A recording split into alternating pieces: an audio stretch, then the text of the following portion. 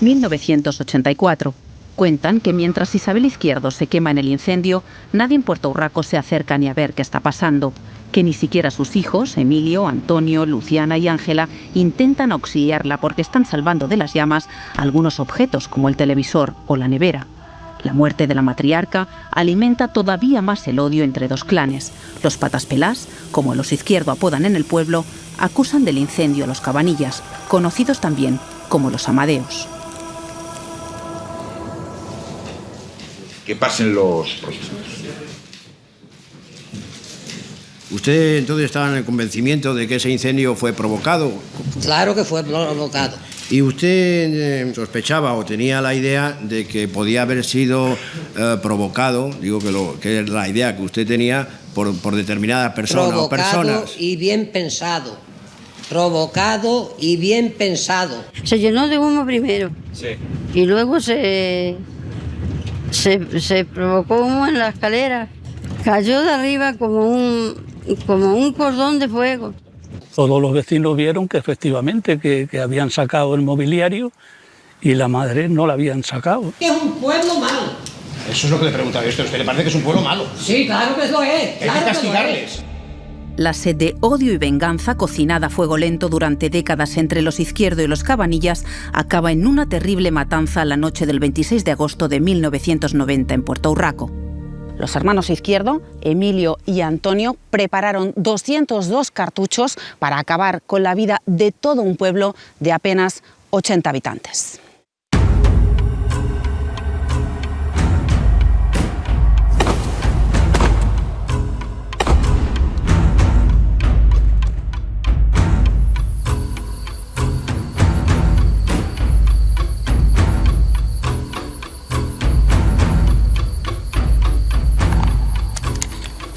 Pasan las 10 de la noche. Los vecinos de Puerto Urraco sacan sus sillas al fresco tras un día de calor. Nadie diría que minutos después sus vidas cambiarán para siempre. Emilio y Antonio, vestidos de cazadores, salen de su escondite y entran en la calle Carrera con las escopetas. Primero disparan a las niñas Antonia y Encarnita Cabanillas de 13 y 14 años mientras juegan en la calle. En este callejón que da aquí a la calle Carrera es donde se escondieron los hermanos Izquierdo antes de cometer la masacre aquella noche, ¿no? Sí. ¿Salieron? Y dispararon aquí, mataron a las niñas y allí en la puerta a otras 3 personas. Nosotros, a sentir el tiroteo, salimos del centro social y ya nos encontramos las 2 niñas aquí, a Manuel Cabanilla y a los demás. Antonia muerta por completo y Encarnita, que estaba todavía viva, la abracé yo y hasta que prácticamente murió en mis brazos. Yo estaba en la casa de una prima mía y oí los disparos y yo pensaba a alguien que yo que sé que no sabía qué era y bajé corriendo y yo pensaba que eran 2 coches que se habían atropellado. Le pregunté al alcalde, a Braulio, y me dijo que eran mis 2 hermanas. Estaban las 2 allí, una me dijo Mari se quedó allí y otra tenía todo el brazo para afuera, todo el hueso. Mi padre trató de impedírselo al ver que estaban matando a criaturas y le pegaron un cañonazo a bocajarro y murió. Y mi hermano, el que está ingresado en la UBI, trató de socorrer a mi padre y al ver que le disparaban salió corriendo y le pegaron 3 tiros de posta entre los omoplatos. Y cayó redondo al suelo sin poder moverse y con las postas por detrás, que le levanté la camisa y le salían las postas por delante, por el pecho, vamos. Tomé el vaso de vino y cuando siento, ¡ay, que los matan, que los matan, que los matan! Y salí corriendo y vi a mi primo que estaba ahí tumbado en el suelo y lo primero que vi lo cogí y lo arrastré hacia el coche y lo metimos en el coche y salimos. Estaba ahí el otro enfrente de mí y en lugar de apuntar hacia mí, apuntó hacia abajo y mató a las señoras, a una señora y a mi prima pues la dejó muerta también. A los 10 minutos de haber matado a estos fue cuando fueron para abajo y se cepillaron pues a los 2 guardias civiles y a 2 personas que venían en coche también. Porque nos han contado que mi hermano fue a llevar gente a una chavala que murió Y al venir para arriba estaban ahí esperando y le empezaron a disparar. Y detrás lo mataron. Y él abrió la puerta del coche y dejó el coche con la luz y toda. Yo, para mi entender, mi hermano iba con la idea de quitarle la escopeta porque vio a quien le estuviera apuntando. Lo que pasa es que yo ni recuerdo en aquellos momentos lo que hice, porque yo me se quedó la cabeza en blanco y yo no sé lo que hice.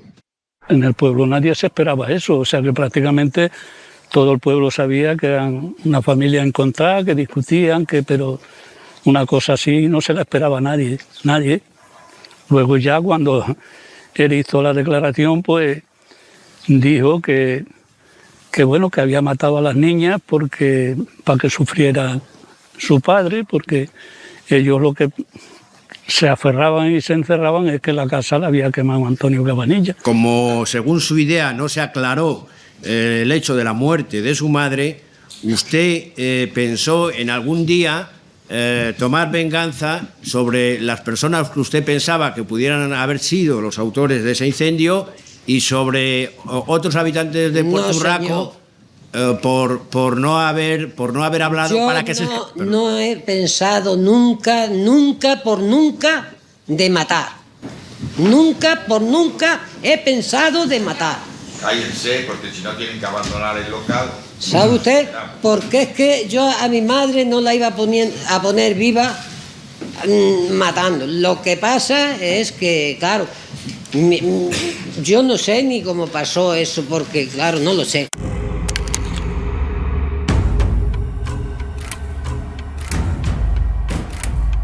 Televisión Española es el primer medio que accede al sumario completo del caso Puerto Urraco en más de 30 años. Consultamos las pruebas recogidas por la Policía Judicial sobre lo ocurrido esa noche, desde las fotos de las víctimas en la calle Carrera a los disparos a los coches de la Guardia Civil. Así es como Emilio y Antonio dejan su vehículo con las fundas de las escopetas antes de salir a matar. Aunque en el juicio lo niegan, comprobamos cómo en sus declaraciones previas los hermanos explican que es el mismo día por la mañana cuando deciden ir al pueblo a vengarse. Según Antonio, tenían comprada la munición desde la muerte de su madre en el incendio, que todo lo tenía pensado, dice Emilio, desde entonces.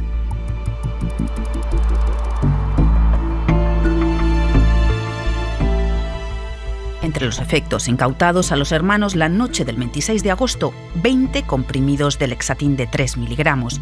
Se tomaron una pastilla de relajante antes de dejar el coche y salir a disparar.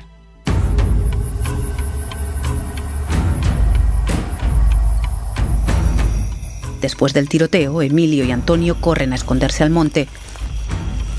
Desde el único teléfono del pueblo, los vecinos llaman a la Guardia Civil y también llega la prensa. Yo soy Juan Rada, exdirector del semanario El Caso.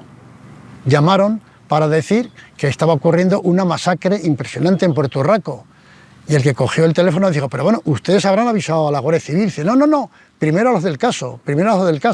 Y era algo que no era la primera vez que ocurría, porque había lectores, seguidores de este semanario, que acostumbraban a llamar siempre primero a la publicación para que los reporteros llegaran casi antes que las fuerzas o cuerpos de seguridad del Estado y pudieran hacer fotografías y investigar un poco pues con más libertad. Soy Brígido Fernández Jimeno y fui el primer fotógrafo reportero que llegó a Puerto Urraco el día de los asesinatos. Hicimos fotos de los cartuchos, el olor a los cartuchos de pólvora era evidente, ¿no? Y vimos, claro, un fallecido en un coche, restos de sangre en la fachada de una casa y toda una situación pues bastante dantesca, ¿no?, de lo que había ocurrido allí. Los agentes de la Guardia Civil montan un amplio dispositivo para detener a los asesinos que dura hasta el amanecer. Al primero lo encuentran durmiendo. Se levantó sonámbulo, que luego dijo que en la declaración que hizo ante el juez que yo lo había amenazado con una navaja. Imagínate en aquellos momentos con 9 muertos, 2 parapléjicos, un primo hermano mío, que lo que te he comentado, que era como un hermano. ¿Cuál podía ser mi reacción? Darle un caramelo. Entonces me puse así y fue las 15 fotos, 20 a lo sumo que pude realizar en ese momento, y plasmé la fotografía de la detención. Me pagaron bastante dinero, fueron por aquella época bastante dinero y fueron alrededor de 6 millones de pesetas.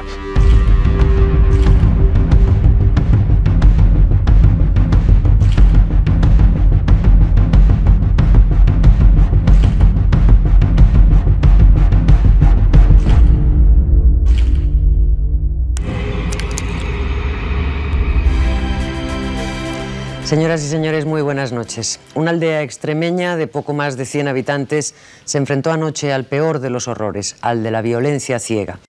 A las 10:30 de la noche de ayer, los vecinos... Empieza así el relato de una crónica que televisa en directo el dolor de un pueblo, de un episodio oscuro que conmociona y mantiene en vilo a todo un país.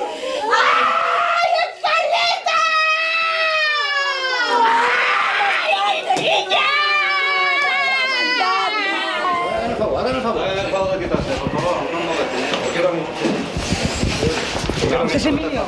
¿Usted es Emilio? Antonio. ¿Por qué lo ha hecho? ¿Qué tenían en contra de los espabanillas, de la familia? ¿Qué les haría? Pues, ¿qué quieres que te diga, chico, en estos momentos? No sé, les haría quizá no matarlos, ¿no? Haría pues lo que ellos han pretendido hacer, matar a sus hijos, así sufrirían más, porque si los matas no sufren nada.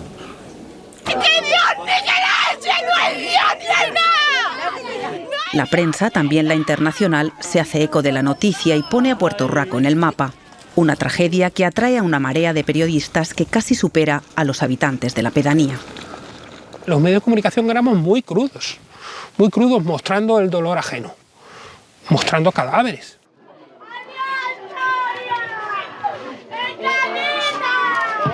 En el caso de Puerto Urraco, la invasión, para mí es invasión. De esos domicilios donde, por ejemplo, se estaba velando un cadáver, invasión ahora. Yo antes no lo veía así. Yo me metía en la casa directamente y hacía mis fotos. Pero ahora lo veo como una invasión.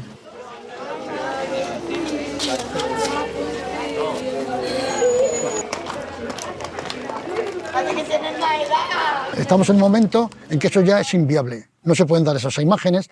Ahora vemos que condenan a un señor a prisión permanente revisable, como mucho el nombre de pila e iniciales. Entonces se daba la afiliación completa de todo. Entonces aquel periodismo que se hacía entonces, por ejemplo, el semanario del caso de entonces, ahora no podría existir por las trabas que hay con la ley. Tuvo un gran eco por esa mentalidad de venganza, ¿no? Porque ese odio, esa paranoia, esa sed que había de hacer daño a los otros, venía ya de generaciones atrás.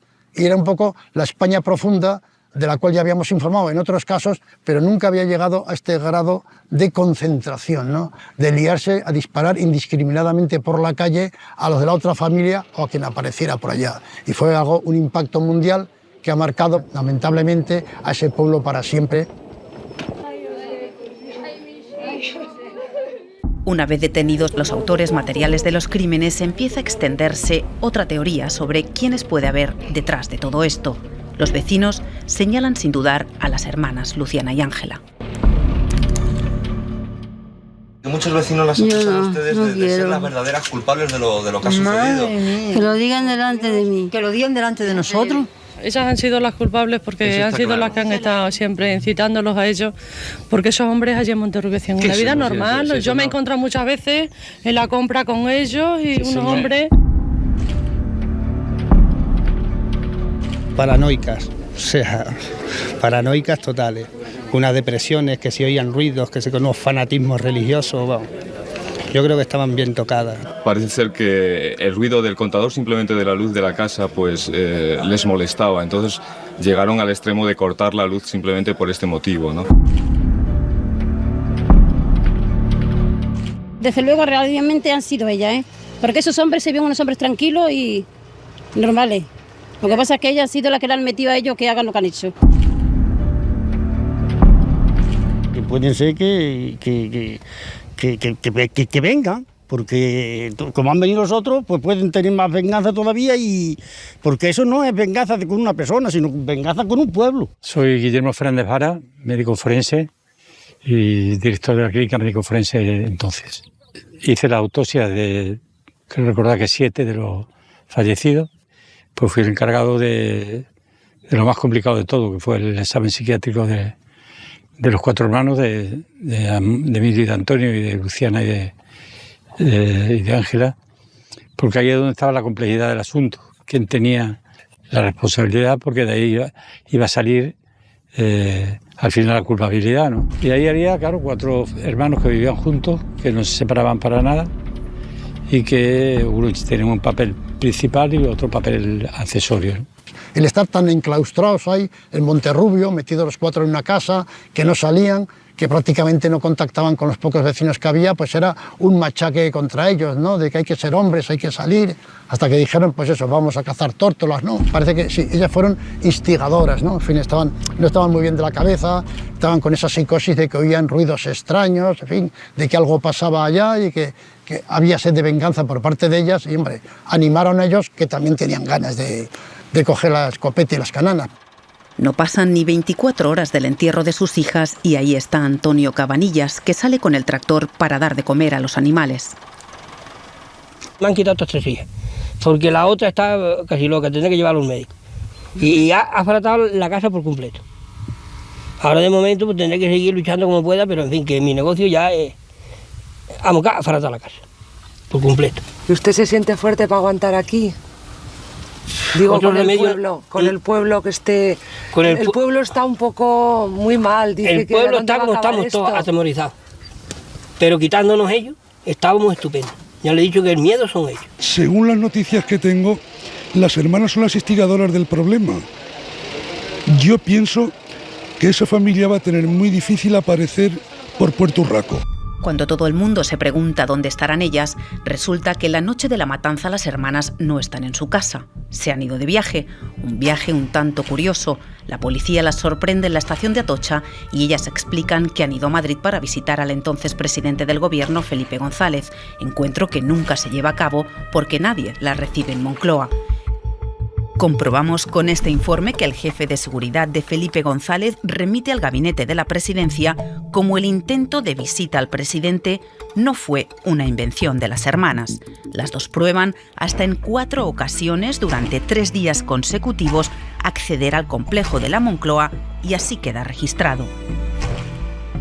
Logran conversar con un funcionario al que le muestran sus preocupaciones.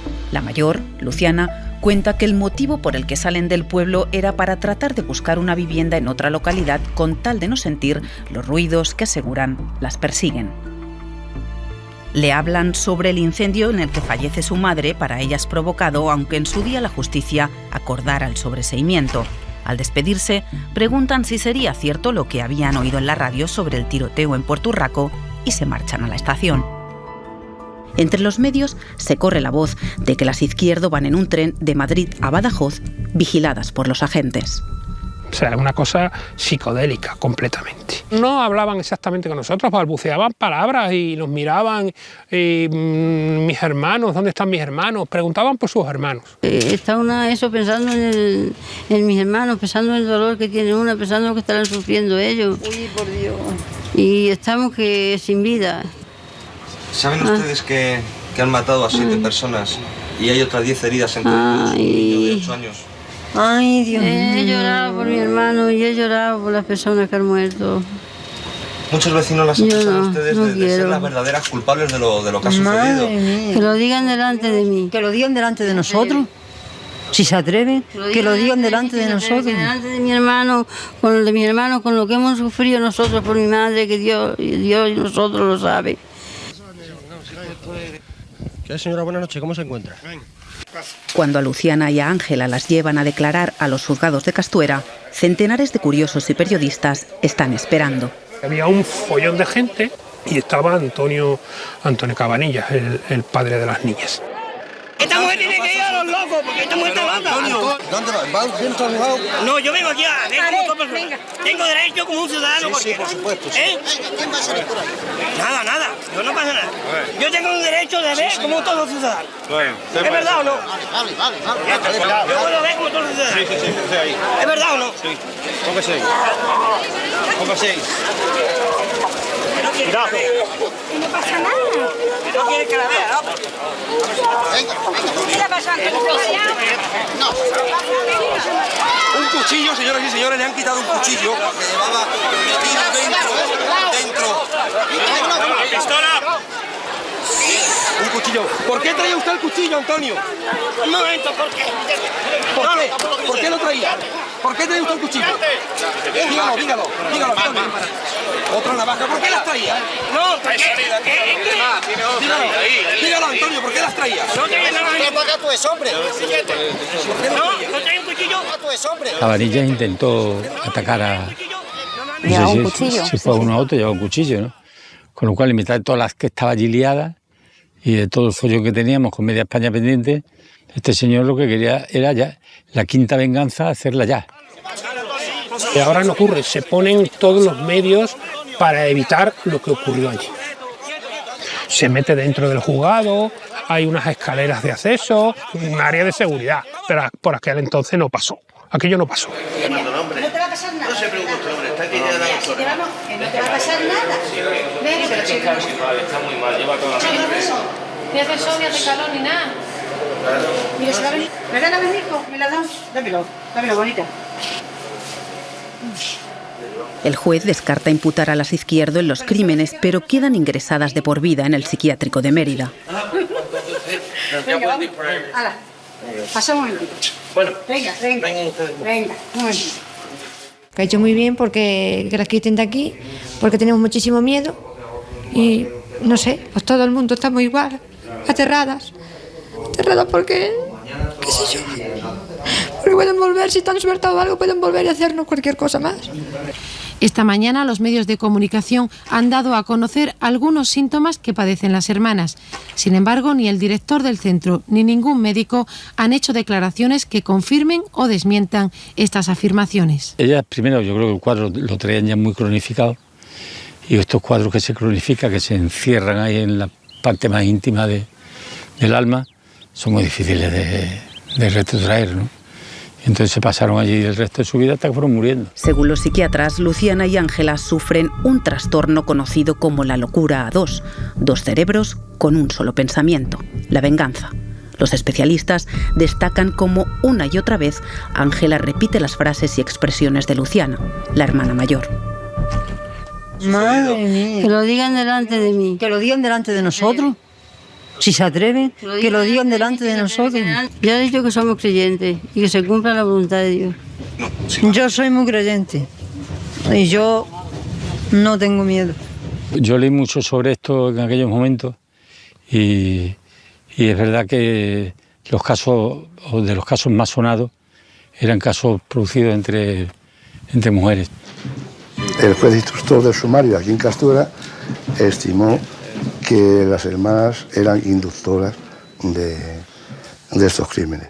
El fiscal también lo entendió, yo también lo entendí, pero el abogado de las hermanas de Izquierdo recurrió el auto de procesamiento y la audiencia lo revocó con respecto a ellas dos por entender que no había indicios suficientes de criminalidad para procesarla. No es que no se hallaran pruebas, es que como consecuencia de su locura eran inimputables, es decir, no se les podía atribuir en conciencia que fueran conscientes del delito que habían cometido. Y el no ser imputable llevaba a que no podían ser ni responsables ni culpables. El informe de los forenses concluye que Emilio es quien ejerce el mayor protagonismo en la relación familiar y que por su personalidad no creen que haya necesitado del convencimiento de sus hermanas para cometer los crímenes, que ni Emilio ni Antonio han sido forzados por sus hermanas. Soy Monse Fajardo, soy periodista e investigo temas de memoria histórica con perspectiva feminista. Algo que me llama muchísimo la atención sobre el relato de Puerto Urraco es precisamente la mirada sobre ellas. No se conoce, por lo menos, que ellas dos hubieran cometido un delito alguno y, sin embargo, yo creo que en el relato de Puerto Urraco siguen siendo las más señaladas como las responsables y como las malas, ¿no? Y parece un tratamiento muy misógino. Sus hermanos matan a 9 personas y todavía hay gente del pueblo y todavía hay relatos, incluso en la actualidad, revisiones sobre el caso que dicen que ellos eran buenas personas y que las malas eran ellas, cuando ellas no mataron a nadie y cuando ellas además está claro que estaban sufriendo un problema mental. Ellas padecieron las consecuencias de lo que hicieron sus hermanos hasta el fin de sus días, murieron en un psiquiátrico. No digo yo que no les hiciera falta, ¿no?, un tratamiento psiquiátrico, pero me falta una mirada compasiva sobre 2 personas que está más que acreditado que tenían problemas mentales.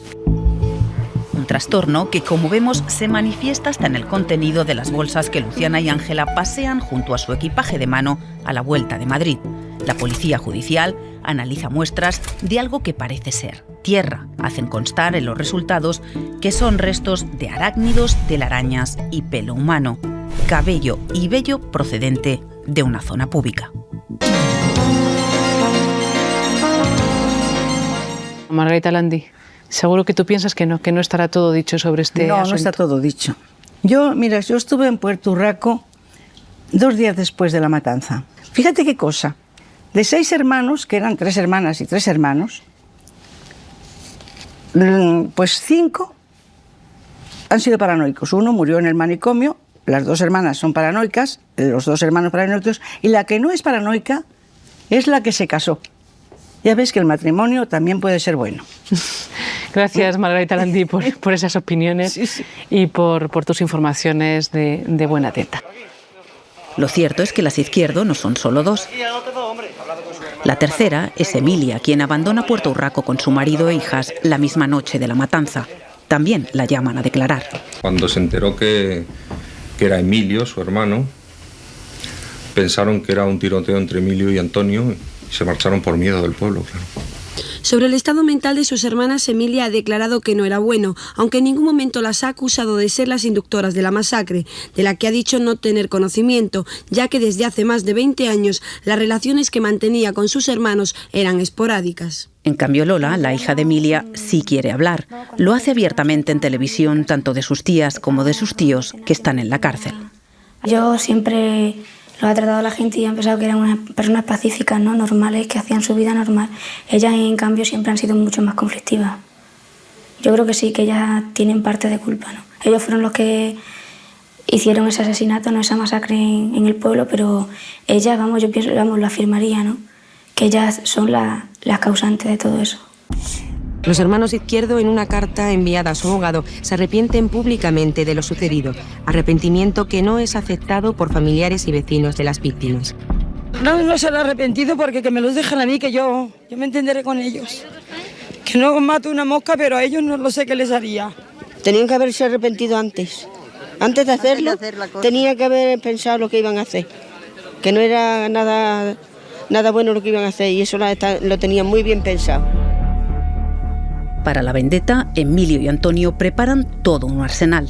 Escopetas de caza con 5 tiros de repetición, más de 200 cartuchos de postas de los que emplean en la zona para matar jabalíes y balas.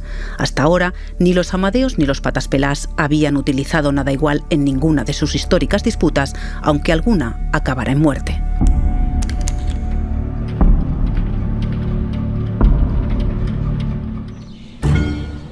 Nos vamos al año 1961, cuando los conflictos por las lindes de las tierras entre los 2 clanes hacen correr la sangre.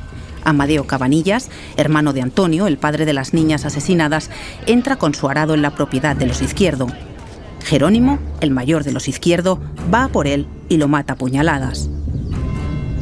Pues aquel asesinato fue, ya digo, mediante una tierra, unas lindes de una tierra, y se liaron y lo esperó allí en una finca y con un cuchillo fue y lo mató. Amadeo estaba trabajando en su finca y este Jerónimo fue a buscarlo allí y lo mató, eso. Venía ya para casa, Amadeo, en las bestias que tenían, que entonces eran bestias con lo que se trabajaba. Con las mulas que venía y les dio una puñalada de muerte y ya está. Aquí tuvieron una riña y Luciana se rompe un brazo.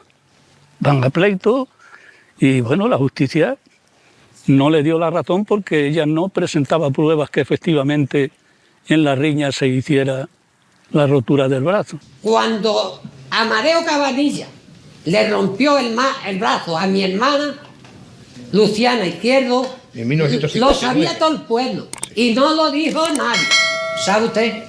Y luego después que murió Amadeo Cabanilla, que se entere usted bien, dijo la justicia que esa muerte le había traído el brazo. Pues entonces, ¿por qué no lo castigaron en ese momento cuando hizo de vida? Pero no parece muy equitativo, ¿no? Que un brazo, que es una cosa lamentable y desde luego punible, compararla con haberle asesinado. Pero bueno, ¿por qué no castigaron eso sabiendo la justicia si a Maná, con nada que se enteraron que hubo esa muerte dijeron? Nada, la muerte esta la ha traído el brazo. ¿A usted le parece entonces que como no castigaron eso, estaba bien matarle? Pues no, con esto le quiero decir que es un pueblo malo. Eso es lo que le preguntaba yo. ¿A usted le parece que es un pueblo malo? Sí, claro que lo es. Hay que castigarles. A Jerónimo Izquierdo lo condenan a 14 años de cárcel. Cuando sale, pretende acabar con Antonio tal y como hizo con Amadeo. Lo apuñala y lo hiere de gravedad, pero Antonio no muere. A Jerónimo lo encierran en un psiquiátrico donde fallece 9 días después. Al relato que con el tiempo se cuenta del caso Puerto Urraco tampoco le faltan otro tipo de ingredientes, como un supuesto amor no correspondido entre Amadeo Cabanillas y Luciana Izquierdo. Esto se deriva de un despecho. La mayor de las hermanas, Izquierdo, que era poco agraciada, pero tenía bastante fortuna, se enamoró de Amadeo Cabanillas, que era bastante más joven que ella. El chico al principio se dejó querer, pero bueno, después la abandonó. Y entonces ella juró vengarse.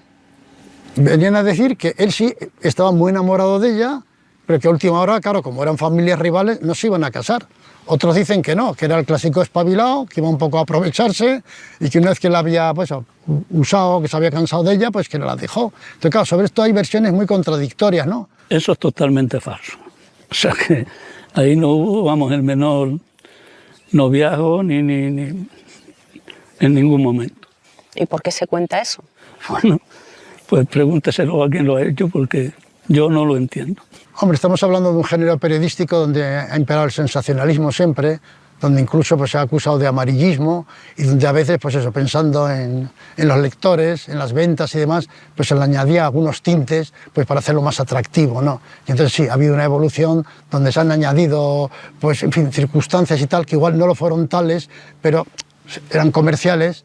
Que se vio una historia de amor, que es un poco como poner todos los elementos para que sea una historia pues como muy machista, ¿no? Que ella se vuelve loca porque la deja a un hombre, ¿no? Que también es un relato muy machista que no está confirmado, pero que yo creo que apuntala esa historia machista sobre Puerto Urraco, ¿no? De que son ellas las malas, porque claro, la dejaron a un hombre y que sabemos que cuando una mujer la deja a un hombre nos volvemos locas, porque toda la misión de nuestra vida en la dictadura era casarnos con un hombre, tener hijos, ¿no? Y satisfacer las necesidades de los hombres. ¿Usted quiere declarar o prefiere usted marcharse y que la dejen tranquila?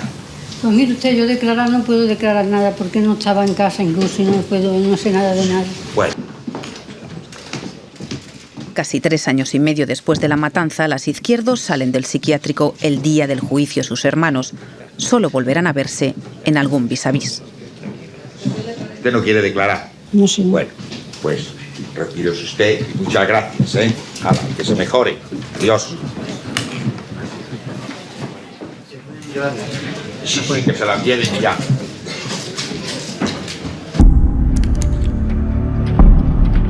¿Usted no recuerda haber dicho, yo disparé contra las niñas, me di cuenta que eran de Cabanillas? No, señor. No recuerdo. Eso no, ni lo dije yo ni lo recuerdo. Además, es que me están diciendo ustedes unas cosas, que me están ustedes revolviendo el cuerpo. Lo cierto es que mató. Bueno, lo maté en un momento que tenía la cabeza en blanco y yo no sabía lo que hacía. Yeah. Sí, me hago responsable de ello, pero que... La cabeza en blanco, ha dicho usted. Claro. Usted, cuando disparaba a su hermano, ¿era consciente de que había gente y que resultaba herida por los disparos de su hermano?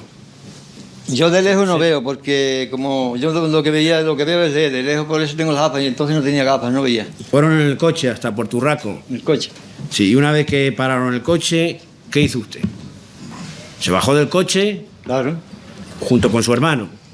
¿Y qué hicieron? ¿A dónde fueron? Pues fuimos allí, pero yo no creía que íbamos a ir a una matanza, porque si yo había creído que iba a ir a una matanza, no voy con mi hermano.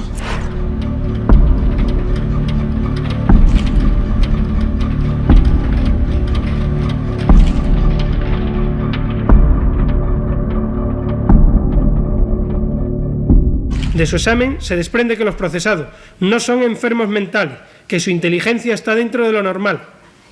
Hecho que ha quedado corroborado también por la circunstancia de que eran capaces de manejar un rebaño de ovejas de unas 1000 cabezas.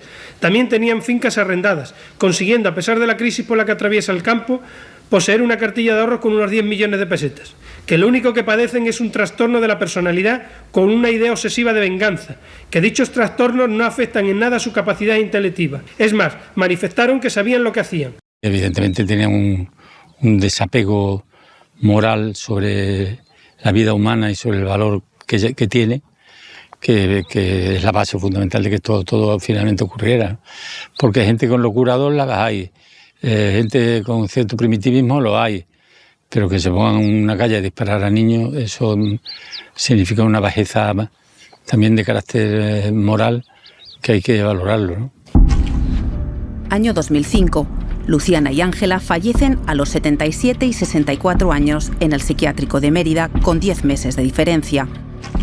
Emilio Izquierdo, de 72 años, uno de los 2 hermanos condenados por el crimen de Puerto Urraco, falleció ayer por causas naturales en el... Al año siguiente, un funcionario encuentra muerto a Emilio en su celda en Badajoz por un fallo en el corazón. A Antonio le conceden permiso para asistir al entierro y en la tumba se dirige así a su hermano. Hermano, te vas al cielo con 74 años, pero te vas con la satisfacción de que la muerte de tu madre ha sido vengada.